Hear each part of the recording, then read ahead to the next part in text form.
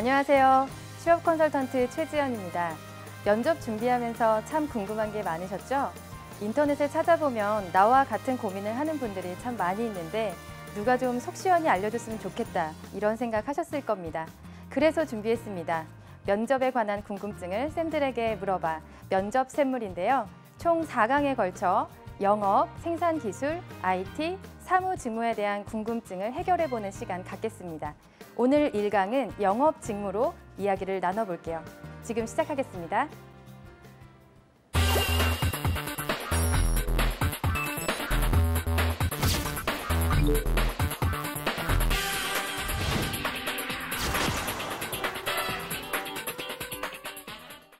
네, 면접샘물 1강은 영업 직무에 대해서 이야기를 해보는 시간인데요. 면접샘물 함께 해주실 선생님 나와주셨습니다. 안녕하세요, 이윤희 선생님. 네, 안녕하세요. 취업 컨설턴트 이윤희입니다. 오늘부터 4강에 걸쳐서 함께 하도록 하겠습니다.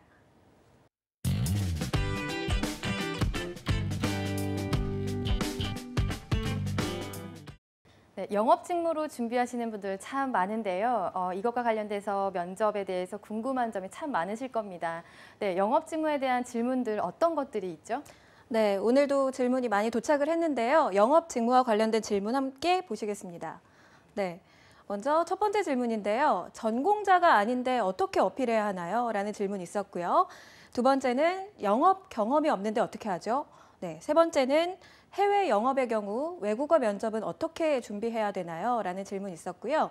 네 번째는 세일즈 면접 어떻게 준비하나요? 그리고 다섯 번째는 B2B와 B2C의 경우 각각 영업 면접 질문을 어떻게 준비해야 되나요? 이렇게 5가지로 한번 꼽아봤습니다. 네, 영업 직무 준비하시는 분들 지금 집중하시고 같이 보시면 참 좋겠습니다. 첫 번째 질문부터 넘어갈게요. 네, 전공자가 아닌데 어떻게 어필해야 하나요? 네, 영업 전공자가 있을까요 싶어요. 지원 자격을 보시면 전공 무관이라는 딱 4글자 많이 보셨을 겁니다. 누구에게나 열린 직무라고 저는 말씀을 드리고 싶은데요. 누구나 지원이 가능한 직무가 영업이고 또 기업의 꽃이라고 할 수 있는 기업 직무가 영업이라고 말씀을 드리고 싶습니다. 현장에서 영업 경험을 많이 쌓으신 분들은 본사의 다양한 부서로 갈 기회가 주어지기 때문인데요. 자, 그러면 우리가 좀 전공이나 경험을 잘 살려서 얘기하는 방법, 이게 좀 필요할 것 같아요. 네, 전공을 활용한 예를 좀 제가 들어볼게요. 영업 전공은 사실 없거든요. 각 어떤 것을 배웠는지 좀 참고하시면 좋겠습니다. 예를 들어서 경영이나 경제가 유리할 것이다 생각이 들지만 모두가 그런 건 아니에요. 이분들은 환경 분석이나 시장 이해를 좀 잘할 수 있다 어필하시면 좋을 것 같고요. 네, 심리학을 전공하신 분들은 사람들의 어떤 그런 욕구, 니즈, 그다음에 어떤 동기에 대한 이유라든지 원인이라든지 라이프 스타일을 좀 잘 이해할 수 있다라는 것을 좀 어필하시면 좋을 것 같고요. 네, 그다음에 아동, 노인, 성인 그리고 교육 쪽은 대상별로 잘 이해를 할 수 있다라고 어필하면 좋을 것 같습니다. 네, 그리고 환경이나 식품 같은 경우에는 요즘에 친환경이라든지 건강에 대한 관심이 좀 많기 때문에 그 관심사를 잘 이끌어낼 수 있다, 그 분야에 대해서 내가 좀 잘 드러낼 수 있다, 이런 걸 좀 연결시켜 주시면 좋을 것 같고요. 보건이나 체육 같은 경우에는 체력이나 건강을 좀 어필하실 수 있을 것 같아요. 영업 직무 자체가 좀 활동 범위가 넓고 또 체력 소모가 좀 많이 필요한 그런 직무이기 때문에 이런 걸 장점으로 좀 잘 활용하시기 바라고요. 그다음에 국제 문화, 외국어 같은 경우인데 다른 나라의 이 문화를 잘 이해할 수 있고 외국인을 잘 상대할 수 있고 해외 영업 쪽으로 내가 좀 강점을 발휘할 수 있다. 이렇게 하시면 좋을 것 같습니다. 아무리 생각해도 전공을 잘 발휘할 수 없을 것 같다. 그러면 경험 좀 정리해 볼게요. 그동안의 아르바이트 경험이 있으실 거예요. 아르바이트 경험 좀 잘 활용을 해 주시고요. 그다음에 판매는 판매를 하는 것에 좀 얘기를 하지만 영업은 그 판매 전후까지 다 얘기를 하죠. 그리고 마케팅은 그 전에 기획부터 분석까지 모든 범위를 좀 포괄하고 있다고 보시면 되겠습니다. 그리고 창업 경험이 있으시다면 영업을 좀 잘할 수 있다고 도움이 된다고 연결을 하실 수 있겠죠. 그 외에 내가 전공하지 않고 경험은 하지 않았지만 내가 취미나 특기나 관심사를 잘 알고 그 부분에 내가 잘 공부를 했다, 관심이 많다 이런 걸로 연결을 하시면 좋겠습니다. 네, 영업 직무 전공자가 아니기 때문에 때문에 좀 자신감이 없을 것 같은데 우리가 자신감 있게 스피치를 잘할 수 있는 방법, 네, 유니쌤이 소개해 주세요. 네, 지금 영업 전공자가 아니더라도 내세울 수 있는 전공별로의 배울 점들, 역량들을 좀 소개받으셨는데요. 저는 거기에 이어서 어떻게 하면 스피치로 풀어낼 수 있을지 좀 이어서 가보도록 하겠습니다. 자, 비전공자들이 영업 직군에서 굉장히 활발하게 활동을 하고 있습니다. 그래서 다른 직군과 좀 다르게 그 전공이 아니더라도 충분히 여러분의 역량을 발휘하실 수 있을 것 같은데요. 그래서 여러분들이 4년 혹은 3년, 2년 동안에 배우셨던 여러분의 전공을 조금 더 내세울 수 있는 기회가 되실 수도 있습니다. 그래서 이와 같은 프로세스로 한번 접근해 보시면 좋을 것 같아요. 네, 첫 번째는 재능에 대해서 이야기를 하는 겁니다. 여러분들이 학창 시절에 다양한 전공자들이 있겠죠. 그 전공자별로 어떻게 여러분들이 4년 동안 학창 시절 보내면서 공부해 왔는지, 그래서 그 영업과 관련된 아주 직접적으로 관련된 사람들에 비해서 어떤 점을 차별화할 수 있는지 그 부분을 재능적으로 어필하시는 거고요. 자, 두 번째는 지원 동기입니다. 지원 동기는 그럼에도 불구하고 타 전공생이지만 영업 직무에 지원하게 된 동기에 대해서 설명을 하셔야겠죠. 그래서 영업직에는 어떤 점 때문에 지원하게 됐습니다. 라고 지원 동기를 다시 한번 드러내 주시는 거고요. 자, 세 번째는요. 가장 중요하겠죠. 그럼에도 불구하고 여러분들이 어떤 노력을 해서 누가 봐도 정말 영업 잘할 것 같은 인재로 보여지는지 그동안의 노력들을 한번 정리해서 이야기를 해주시는 겁니다. 그래서 결국은 여러분들이 이미 전공으로 선택한 과목, 그 과목을 통해서 여러분들의 재능 드러내시고요. 그리고 노력까지. 이러이러한 노력을 통해서 여러분들이 얼마나 영업인에 적합한 인재로 성장해 왔는지 그 부분들을 다시 한번 정리하셔서 면접관들을 설득하거나 포부를 한 번 더 밝혀주시면 좋을 것 같습니다. 이와 같은 프로세스로 한번 이야기해 보시면서 정리해 보시면 도움이 될 것 같아요. 네, 두 번째 질문은요. 영업 경험이 없는데 어떡하죠? 라는 고민입니다. 네, 영업 경험으로 우리가 할 수 있는 것들 좀 정리를 한번 해볼게요. 네, 그동안의 경험들을 어떻게 좀 연결시킬 수 있을까? 직무 경험으로 쓸 수 있는 거. 일단 인턴, 우리가 금턴이라고 하죠. 인턴 경험이 있으시다면, 영업이나 마케팅 경험이 있으시다면 반드시 직무 경험으로 연결을 해주실 수가 있고요. 아르바이트, 판매와 고객 응대 경험, 이거는 많이 하실 수 있을 거예요. 대학생들이 쉽게 할 수 있는 어떤 서비스 경험이기 때문에 그 경험을 좀 잘 활용을 해주시고요. 창업 경진대회나 창업을 했던 경험도 잘 쓸 수가 있고 홍보, 서포터즈라고 하죠. 서포터즈 경험을 좀 잘 살려주시는 것도 좋은 방법입니다. 그리고 개인적으로 활동을 하던 아니면 좀 규모가 크던 공식적이던 상관이 없습니다. SNS 활동 경험을 잘 녹여서 내시는 것도 직무 경험으로 연결을 시킬 수 있고요. 동아리나 축제 행사에서 내가 기획을 해보고 뭔가 서비스나 행사를 팔아봤던 경험 혹은 봉사활동을 하면서 다양한 연령대 대상들을 만나봤던 경험이 영업 직무로 잘 연결을 시킬 수가 있습니다. 만약에 없다면 어떡하죠? 걱정하실 필요 없습니다. 앞으로 이렇게 준비를 하시면 되는데요. 매장에 좀 방문이 가능하다면 매장에 방문을 하시고 어떤 점이 개선을 했으면 좋겠다. 내가 느낀 그런 느낀 점을 좀 잘 기록을 해두셨다가 어필하실 수 있고요.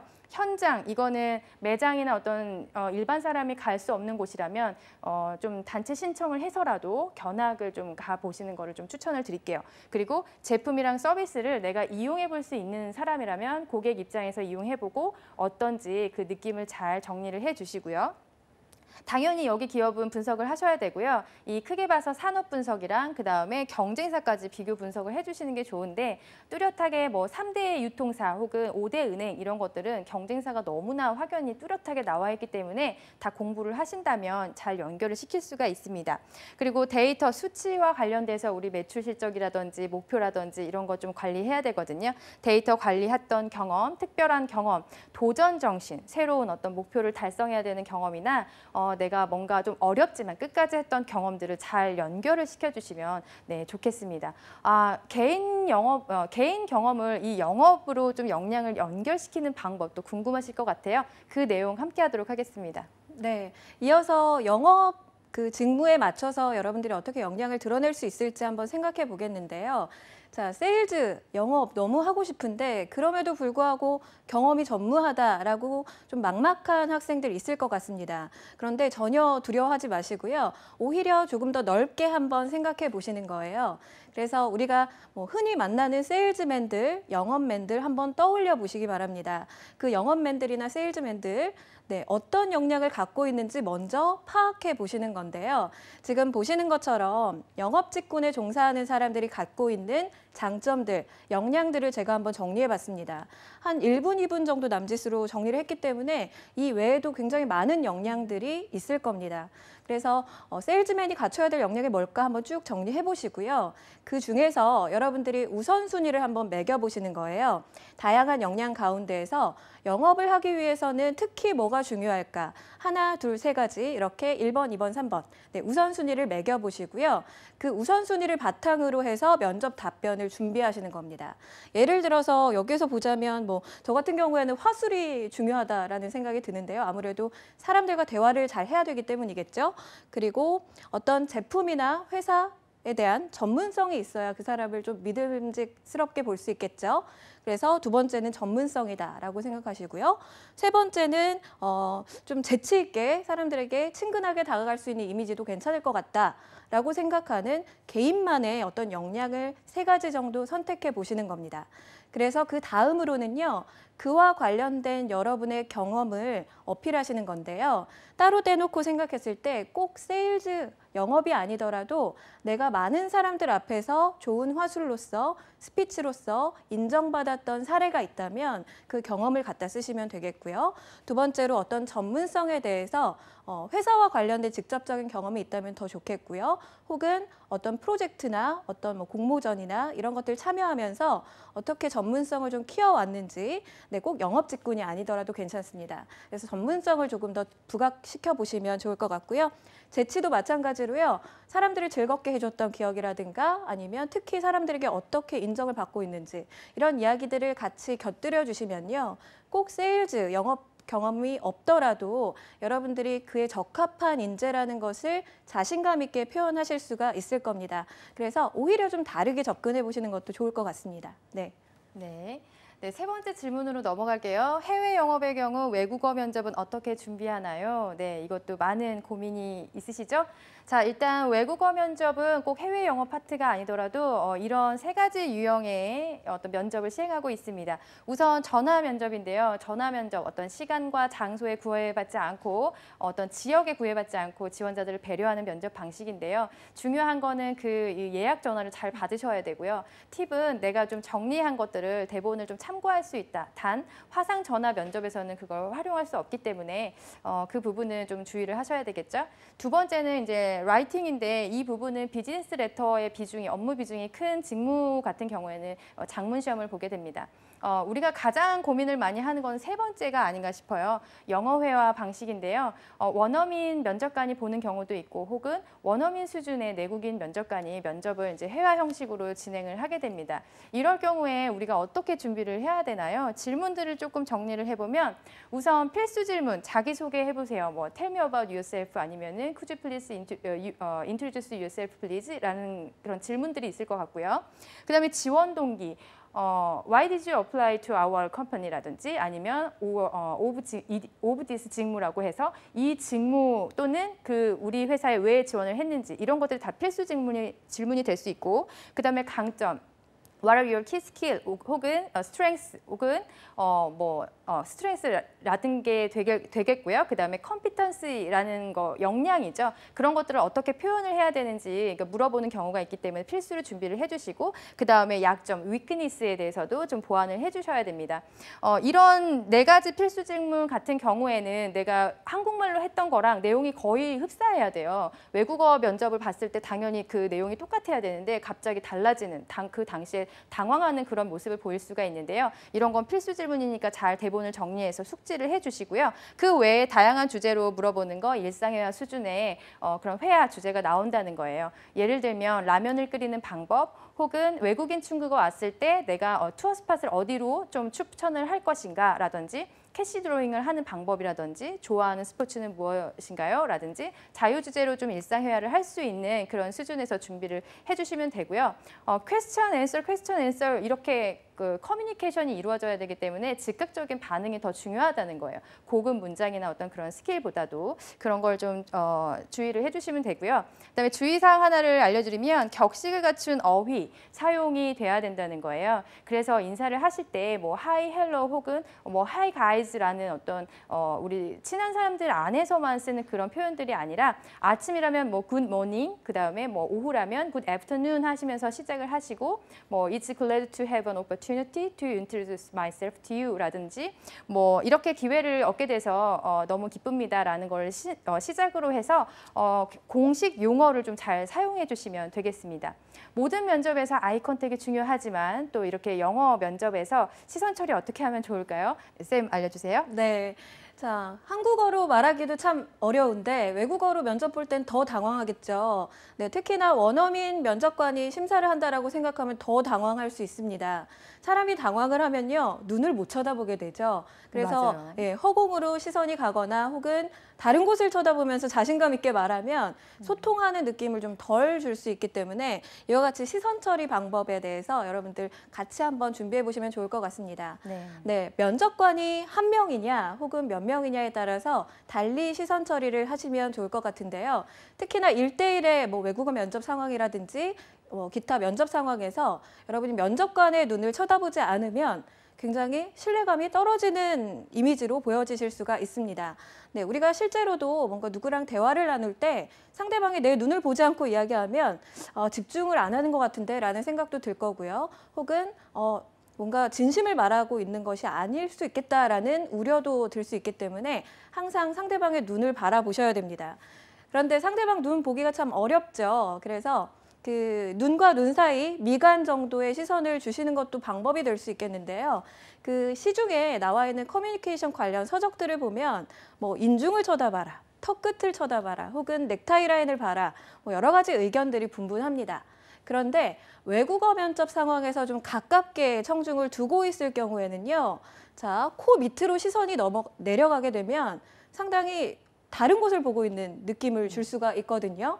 그래서 시선이 너무 떨어지지 않게요. 너무 어색하다라고 생각하시면 미간 정도는 괜찮습니다만 뭐 인중이나 턱 끝으로 너무 떨어지지 않게 유의해 주시기 바라겠고요. 자, 그리고 청중 그리고 면접관이 4명일 경우 한번 생각해 보면요. 질문을 던지는 면접관의 눈을 보면서 대답을 시작하는 것이 좋겠죠. 그렇지만 같이 앉아 계시는 면접관도 함께 쳐다봐 주시는 게 좋습니다. 네, 학생들이 가장 많이 하는 실수 중에 하나가 시선 처리를 하긴 하는데 이렇게 몸은 고정한 상태에서 눈만 돌리면서 쳐다보는 경우가 있어요. 그러면 곁눈질하는 느낌도 줄 수 있을 뿐더러 뭔가 좀 인위적인 느낌이 들겠죠. 그래서 상체를 함께 돌리면서 이렇게 편안하게 대화하는 느낌으로 눈을 마주쳐 주시면 좋을 것 같고요.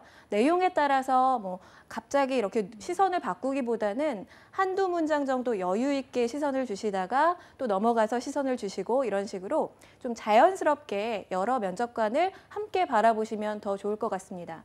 네, 면접 상황 외에도 여러분 PT 면접이나 혹은 더 많은 청중을 두고 이야기할 때도요. 수많은 그 면접관들, 청중들 눈을 다 마주치고 싶지만 쉽지 않습니다. 그럴 때는 그룹핑을 하셔서 볼 수 있는 청중들에게 좀 스팟을 찍어 놓은 다음에 왔다 갔다 하시면서 좀 골고루 시선을 주시면 한쪽으로만 치우쳐서 뭔가 이야기하는 느낌을 좀 덜 하실 수 있거든요. 그래서 자신감 있게 눈 마주치시면서 면접에 임해 보시면 더욱 여러분들이 자신감 있게 느껴지실 수 있을 겁니다. 네, 다음 질문은 뭘까요? 네, 4번째인데요. 세일즈 면접 어떻게 준비하나요?입니다. 네, 이거 참 고민이 많으실 거예요. 세일즈 면접 일단 제가 평가 기준 3가지 알려드릴게요. 첫 번째 적극성이에요. 얼마나 더 적극적으로 이 물건이나 서비스를 판매하려고 그 모습을 보이는지. 두 번째 영업 능력이죠. 어떤 화술이 될 수도 있고요. 아니면 인맥을 어떻게 활용하냐, 아니면 어떤 식으로 접근하냐 여러 가지가 될 겁니다. 영업 능력. 그 다음에 3번째는 이해력 또는 대처 능력이에요. 질문이에요. 평이한 어떤 그런 질문, 서비스나 원래 있는 회사의 질문, 그 서비스나 어떤 제품을 팔으라고 한다면 이해력을 평가하게 되는 거고요. 그렇지 않고 아예 새로운 좀 황당한 물건을 팔아봐라 이런 경우가 많은데 그럴 때는 대처 능력을 평가하게 됩니다. 자, 그러면 금융회사에서 혹은 뭐 자동차 회사에서 어떻게 질문이 들어오냐면 평이한 질문이죠. 우리 회사의 제품 또는 서비스를 팔아보세요. 라든지 아니면 각 면접관에게 좀 제품 또는 그 서비스를 추천해보세요. 라는 걸 제안해보세요. 라는 질문을 합니다. 이럴 때 우리 회사에 대한 제품이나 서비스 그런 걸 잘 모르고 있다면 얘기를 할 수가 없겠죠. 이거는 좀 비교적 준비할 수 있는 부분이고 평이한 질문에 속한다고 보시면 되겠고 조금 황당한 질문들이 있어요. 예, 기존에 이제 은행권에서 많이 나왔던 질문들인데 자, 폐암 환자에게 담배를 팔아보세요. 아, 이걸 보는 순간 아마 어질어질 하실 겁니다. 네. 그리고 복숭아 알러지가 있는 사람에게 복숭아를 팔아보세요. 스님에게 빗을 팔아보세요. 라는 어떤 황당한 미션이 있었고요. 그 다음에 누가 봐도 상품성이 없어 보이는 낡은 수레를 팔아보세요. 혹은 농악단을 팔아보세요. 물론 준비 시간은 주겠지만 어떤 사진 같은 거를 내가 랜덤으로 뽑았을 때 그거를 어떻게 팔 것인지 잠깐 생각한 후에 이거를 이제 팔으셔야 됩니다. 이런 황당한 미션은 제가 FTA를 꼭 기억해라 라고 말씀을 드리는데요. 이 FTA, 처음에 제품 또는 서비스에 펑션을 내가 무엇을 넣을 것이냐. 일단 폐암 환자에게 담배를 팔라고 했는데 누가 봐도 안 사요. 근데 그 담배에 어떤 기능이 있냐. 예를 들면 뭐 유해물질, 타르나 뭐 니코틴 뭐 이런 것들을 어느 정도 줄인 뭐 성분이 들어간 담배이다. 혹은 해독 작용이 있는 그런 담배이다라는 기능을 내가 그냥 알아서 넣으시면 되고요. 그다음에 타겟인데요. 폐암 환자 같은 경우도 초기냐 말기냐 이런 것도 내가 설정을 할 수가 있고 여성이냐 가족이 있냐 없냐 이런 것도 내가 설정할 수 있거든요. 그런 세부적인 사항을 내가 설정하기만 하면 내가 조금 더 적극적으로 세일즈를 잘 할 수가 있어요. 마지막 액션인데요. 내가 어떻게 다가갈 것이냐. 그래서 정말 넉살 좋은 지원자들은 면접관에게 저의 선배라고 가정하겠습니다. 그런 다음에 갑자기 형님 막 이러면서 갑자기 다가와서 이러는 경우도 있어요. 그래서 FTA를 사전에 좀 결정을 하신 다음에 세일즈를 하신다면 조금 더 자신 있게 하실 수 있을 거라고 생각이 듭니다. 세일즈 면접에서 중요한 거 설득력이죠. 설득력을 높이는 스피치 방법. 쌤 도와주세요. 네, 지금 딱 봐도 참 어려운 상황입니다. 네, 그래서 선생님 말씀하신 것처럼 잘 기억해 보시면서 한 가지 더 체크해 보시면 좋을 것 같은데요. 자, 세일즈의 대가들 한번 떠올려 보면 이 직업군이 생각나실 겁니다. 바로 홈쇼핑의 쇼호스트들 한번 떠올려 보시면 힌트를 조금이나마 얻으실 수 있지 않을까 싶은데요. 이 쇼호스트들은 세 가지 관점을 가지고 접근을 한다고 합니다.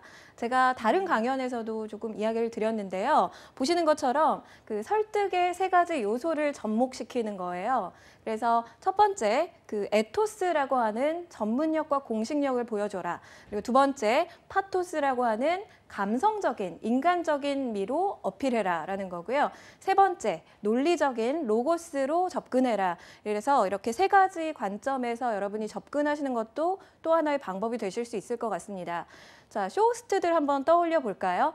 쇼호스트들은요, 어떤 제품을 가지고 나오면 꼭 반드시 차트를 가지고 나옵니다. 그 차트를 통해서 그 제품이 얼마나 공식력 있는 제품이고 이전에 판매가 어땠고 그리고 고객들의 후기가 어떤지 그걸 차트를 통해서 굉장히 잘 설명을 합니다. 그리고 성분은 어떤 게 있고요. 도표나 이런 그래프 이런 것들을 통해서 충분하게 제품에 대한 설명을 합니다. 그래서 저 제품 쓸만할 것 같은데 라는 어떤 느낌이 들게 하죠. 그게 바로 에토스적인 접근이에요. 그 제품 자체에 대한 전문성을 보여주는 겁니다. 네, 두 번째로요. 파토스라는 건데요. 아주 중요하게 쇼호스트들이 활용하고 있는 스킬 중에 하나입니다. 우리 예를 들어서 그 쇼호스트들이 판매하는 품목들 중에서 간고등어라는 식품 판매를 한번 예를 들어 볼게요. 자, 간고등어를 가지고 나와서 쇼호스트 둘이서 굉장히 제품에 대해서 설명을 합니다. 뭐 청정 지역에서 왔고요. 뭐 소금은 어떤 걸 썼고요. 네, 다른 고등어에 비해서 어떻고요. 이렇게 재미있게 이야기를 하면서 간고등어 자체에 대한 설명을 하면서 네, 다른 고등어보다 맛있다라는 좋은 품질이다라는 걸 어필합니다. 그러면서 이제 장면이 바뀌는데요. 자, 어떤 장면이 나오죠? 보통 가족들이 맛있게 먹고 있는 장면으로 바뀝니다. 네, 간고등어 얘기하다가 갑자기 장면이 바뀌는 이유는 뭘까요? 네, 가족들 생각 한번 해보라는 거예요. 우리 가족들이 저 고등어를 아주 맛있게 먹을 수 있을 텐데 이런 생각할 수 있게 감성적으로 어필을 하는 겁니다. 자, 그리고 더 이어서 로고스적인 측면에서 또 이야기를 하는데요. 자, 그래서 그 제품을 왜 사야 되는지 이제 좀 더 체계적이고 집중적으로 설명을 하면서 가격적인 매력도라든가 이 시간 안에 사면 어떻다라든가 이런 것들을 좀 체계적으로 설명을 덧붙입니다. 그래서 여러분들 세일즈 면접도 크게 다르지 않거든요. 세 가지 관점에서 여러분들이 제품 자체, 기업 자체에 대한 공신력과 전문성을 가지고 접근하는 것, 그리고 논리적인 설명 너무나 잘하고 있는데요. 오히려 많은 학생들이 감성적인 어떤 어필에 대해서 조금 뒤처지는 모습을 볼 때가 있습니다. 그래서 세 가지의 설득의 요소를 같이 활용해 보시면 좋은 세일즈를 할 수 있지 않을까라는 생각이 듭니다. 네, 그럼 다음 질문 볼까요? 네, 마지막 질문인데요. B2B와 B2C 어떻게 어필해야 좋을까요?입니다. 같은 영업이라서 공통점이 있지만 또 다른 분야이거든요. 네, 비교를 하면서 보도록 하겠습니다. 자, 일단 B2B는 기업 구매 담당자가 대상이 되고요. B2C는 개인 고객이 대상이 됩니다. 그렇다 보니까 판매가 자체가 규모가 달라요. 이거는 뭐 100, 1000, 뭐 억 단위 이렇게 될 거고요. 그다음에 개인 고객 같은 경우에는 판매가가 좀 낮겠죠.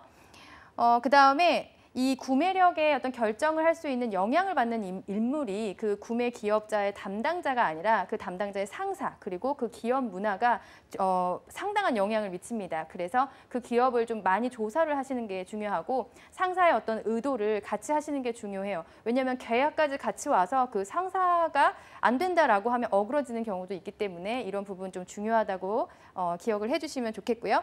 그다음에 이 개인 같은 경우에는 개인의 정서가 중요해서 사람들의 라이프 스타일에 따라서 혹은 대상이나 어떤 상황에 따라서 정서를 읽어주는 것이 중요합니다.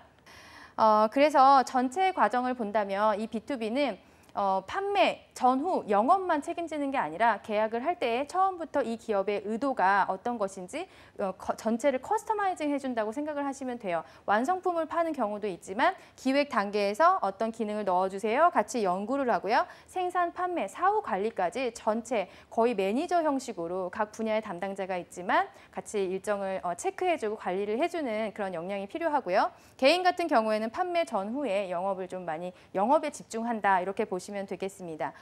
둘 다 너무 중요하지만 B2B 같은 경우에는 이 담당자가 너무 막 활발하고 너무 까불까불하는 모습을 별로 좋아하지 않아요. 그래서 좀 진지하게 수익을 같이 고민을 할 수 있는 진중함이나 차분함이나 분석력이라든지 그런 부분을 조금 보여주시는 게 중요하고 B2C 같은 경우에는 조금 더 활발하고 다양한 대상을 만날 수 있도록 응대 기술을 좀 어필해주는 것 그리고 뭐 마찬가지로 분석적인 사고가 있으면 좋겠죠.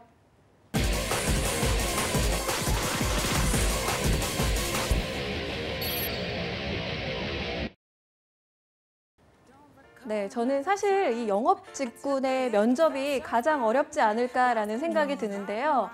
설득이 귀재들이잖아요, 말 그대로. 그런 분들을 또 설득하셔야 된다니 참 어려울 것 같습니다.